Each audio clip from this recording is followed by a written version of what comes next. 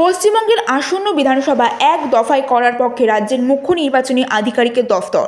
CEO দফতর সূত্রে খবর, দিল্লি নির্বাচন সদনে এক দফায় ভোট করানোর প্রস্তাব পাঠানো হবে।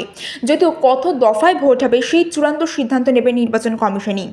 সিইও দফতরের বক্তব্য, এক দফায় ভোট করাতে তারা সম্পূর্ণ প্রস্তুত এবং এর আগেও রাজ্যে এক দফায় নির্বাচন হয়েছে। উল্লেখ্য, অতিমারির সময় 2021 সালে 8 দফায় বিধানসভা ভোট হওয়া নিয়ে প্রবল সমালোচনার মুখে পড়েছিল কমিশন। তখন একাধিকবার এই সিদ্ধান্ত নিয়ে প্রশ্ন তুলেছিলেন মুখ্যমন্ত্রী মমতা বন্দ্যোপাধ্যায়। আগামী এপ্রিল-মে মাসে তামিলনাড়ু, কেরল, অসম এবং পন্ডিচেরির সঙ্গে পশ্চিমবঙ্গ বিধানসভা ভোট হওয়ার কথা। এক দফায় ভোট হবে কিনা এখন সেটাই বড় প্রশ্ন রাজনৈতিক মহলে।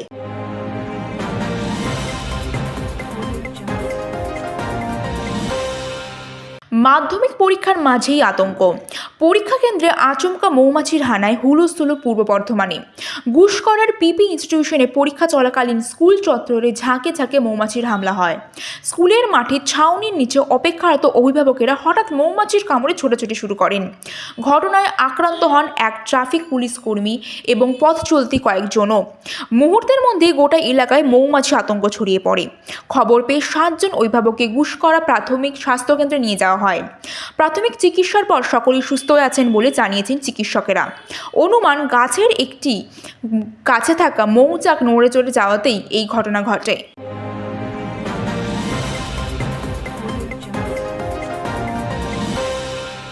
মুর্শিদাবাদের ইতিহাস এবং আবেগকে স্বীকৃতি দিতে বড় সিদ্ধান্ত নিল রাজ্য সরকারের। মুর্শিদাবাদ বিশ্ববিদ্যালয়ের নামের সঙ্গে যুক্ত হতে চলেছে রাজা কৃষ্ণনাথের নাম। শনিবার বিধানসভায় এই সংক্রান্ত বিল পেশ হবে।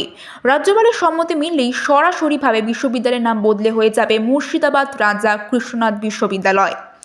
সরকারি সূত্রে খবর, জেলার মানুষের দীর্ঘদিনের দাবি এবং আবেগকে সম্মান জানিয়ে মুখ্যমন্ত্রী মমতা বন্দ্যোপাধ্যায়ের সম্মতিতেই এই সিদ্ধান্ত চূড়ান্ত হয়েছে। ঐতিহাসিক কৃষ্ণনাথ কলেজকে কেন্দ্র করে বিশ্ববিদ্যালয় গড়ে উঠলেও রাজার নাম বাদ পড়ায় দীর্ঘদিন ধরে ক্ষোভ এবং আন্দোলন চলছিল জেলায়। নাম পরিবর্তনের ঘোষণায় খুশির হাওয়া বহরমপুর সহ গোটা মুর্শিদাবাদে।